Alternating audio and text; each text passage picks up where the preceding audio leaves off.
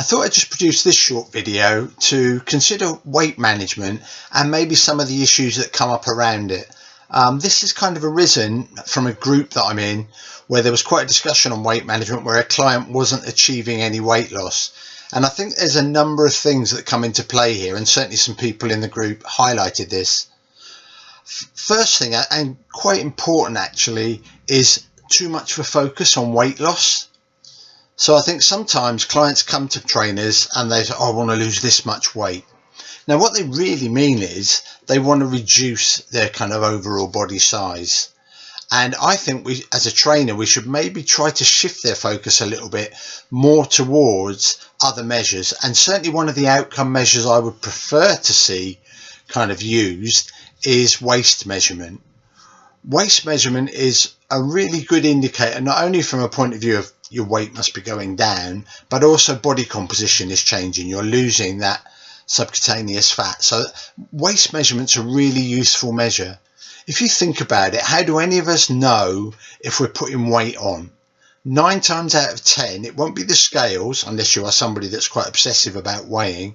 It's more likely to be clothes, and certainly for the clients that come to you, it'll be they tried something on, oh, that's a bit tight, that's a bit snug, or I can't get into those jeans now. And so the indicator that's kind of highlighted their weight gain is the fit of clothes. And it's interesting that now they're going to use weight as the indicator. So we should maybe shift the focus more to waist measurement. You can still have weight in the mix, but I would certainly make sure that we've got waist measurement in there. And it is a really kind of encouraging indicator. In my undergrad research, I compared aerobic exercise and weight training as modalities for weight loss. Now, regardless of what else went on, the key thing was that although the weight loss in both groups was very similar, firstly, where the weight loss came from, and we saw more fat reduction in the weight training group, which was interesting, but most importantly, we saw a greater reduction in waist measurement in the weight training group. So waist measurement is quite a sensitive indicator and quite a powerful one for a client. In my doctoral research, all the guys that took part in that, the trainers that were training them, and all the men that were part of that program, waist measurement was a key outcome indicator.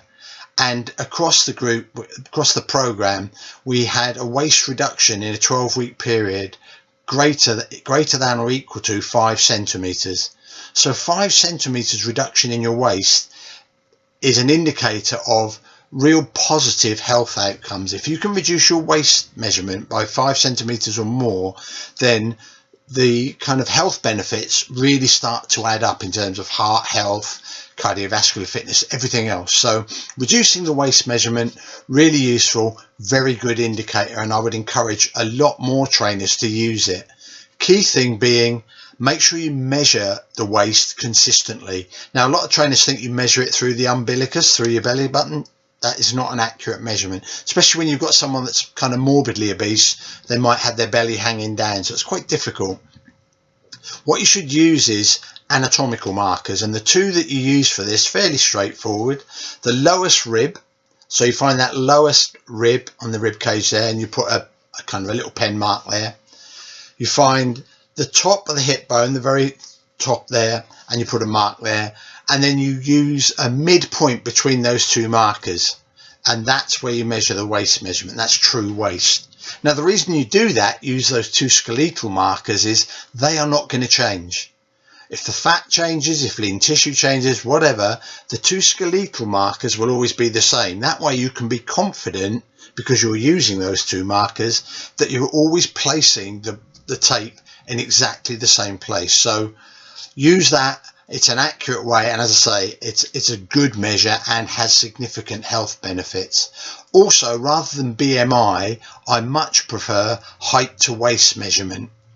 And if 2 times your waist measurement is greater than your height, then you're carrying too much fat. It's really that simple, and everybody can work that out in their head, if the average person. Whereas BMI, I think, sometimes gets a bit confusing for people. So double your waist measurement if it's greater than your height. And if you want a chart for this as a trainer, look at Margaret Ashwell's website, and it's called the Ashwell Shape Chart, and this gives you a kind of a good chart that's got height and waist and allows you to plot and see what kind of health range they're in. So a very handy tool and a very useful tool. Also all evidence-based, so very useful indeed. So I would certainly talk about health outcomes at the start of any consultation.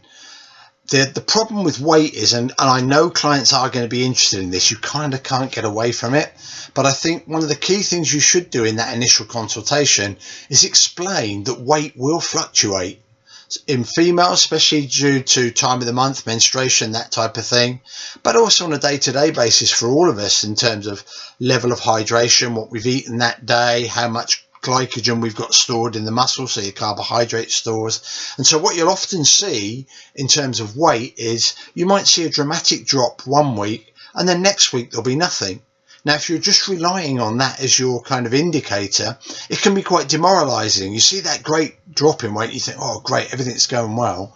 The following week nothing, and you think, oh, what am I doing wrong? And as I say, it can be demoralizing. But what you have to get across to the client is what you're looking for is the trend. So week on week, day on day, you'll see fluctuations. But as long as we've got a steady downward trend, then that's really what we're interested in. And again, I think that's quite key to get across to the client, that don't get too disheartened if some week there's no loss, other weeks it might be more. There might even be slight gains on another week. Don't worry as long as the trend is downwards. And if we've got more of a focus on health outcomes, so they're getting fitter, their cardiovascular fitness is getting better, all those type of things, the weight loss isn't the be all and end all. The other thing about weight loss is obesity is a complex condition. There are loads of confounding factors. And I think some trainers maybe get too clever for their own good. They're going on about this physiological system and that. A majority of trainers, unless you've got a degree in nutrition, you may not fully understand the biochemistry that's going on. And so people talk about metabolic factors and the insulin hypothesis and blah, blah, blah, throw them all out there. The bottom line is, as far as I'm aware anyway, in controlled studies where food intake has been controlled and activity has been controlled, so you've basically got them in a kind of ward, basically in that type of situation, in a controlled study where all factors that you can possibly control for are controlled, if you create an energy deficit, people reduce their body fat. Now, there may be differences in how much they reduce, and that will be down to genetic factors, but nonetheless, I'm certainly not aware of any study where a controlled a controlled energy deficit has been produced where they haven't seen changes in either body composition, body fat, whatever. So some people want to try and overcomplicate calories in, calories out as the be all and end all, but really for most trainers it is the starting point and it is the best indicator that you've got. Don't try to get too clever. In a nutrition degree, you spend 2 years doing biochemistry, so nobody is going to convince me that because they've done a 6-week course, a 2-week course, or read a book, that they've got a full understanding of biochemistry, because they really don't have. And you might listen to gurus online or wherever, but you've got a similar scenario there. They've got a superficial grasp of the understanding, but not an in-depth grasp. As my PhD is in men's weight management, I feel I've got a fairly good handle on what's going on, so confident to say that. The final thing I kind of wanted to address here, and it's actually quite important from a client-trainer relationship, is that initial meeting. It is so important in that initial setting, in that initial meeting, that you get what we call good client engagement. The first process of motivational interviewing is client engagement. And what that really means is understanding and having empathy for where the client is, what their position is, what their circumstances are and everything. So really listening actively to everything the client's telling you. And that's the point. If you can get good engagement, and then you can move to the next stage of motivational interviewing, which is focusing, which is honing in on what you want. And now you can look at kind of goal setting. Now, goal setting is really important. But it is most important that it's the client that's coming up with the goals. You can help them frame them, but it is quite tempting as a trainer to go, well, okay, you're going to come with me for 6 weeks. You're going to train with me 2-3 times a week. And at the end of 6 weeks, we should achieve ... That is all you. That's all your ideas. It's nothing's come from the client. So allow the client to develop the goals, allow the client to talk about the type of things they're looking for. And as I say, try and steer the conversation towards health outcomes as well. So they would undoubtedly say, well, at the end of 6 weeks, I want to be half a stone lighter. Fair enough. We can look at that. But have you considered other goals? What about health, your level of fitness, your waist measurement in particular? And allow them to start talking that through. Or what would that look like? How would I achieve that? Because the more the client has come up with the goals, the more ownership there is there. The final thing I want to say in this short piece is it is very important that the client has got ownership and understands that a lot of the responsibility for the outcomes are down to them. Because very often it's too easy to think, oh, it's the trainer's fault. They didn't give me the right program. They didn't tell me about that. The client has to understand that they have to take responsibility for not only the failures, but also the successes. I'm very keen when a client gets a good outcome, I always say to them, it's down to you. You did all the work. You followed the program properly. You did this, you did that. It's all you. None of it is me. All I'm doing is guiding. My job as a coach, as a trainer, a counsellor, is to guide that person, that client, towards where they want to go. I'm kind of alongside them. I'm not above them. I'm not talking down to them. I'm just helping them kind of navigate the kind of route they want to travel. So it's very important that it's a team effort and that the client understands that a lot of the responsibility is theirs. Just while it kind of jumps into my head, if you have got to control for nutritional intake, obviously, in fact, if you don't, then your program's doomed. But a key thing to understand is when you've got a client doing food diaries for you, it is human nature that people will underestimate. And some studies have reported underestimations of as much as 50%. Now that is quite a lot. So I think when you analyse client food diaries and you think, doesn't seem to be much happening here, I think it's not a bad idea to kind of factor in another 20% on whatever they're telling you and think that's most probably what their intake is. So if you're not seeing results, if you're not seeing a reduction in body fat, it undoubtedly is down to you're not creating a calorie deficit. Predominantly that's going to be a nutritional problem. But also it is an activity issue as well. Are they getting active?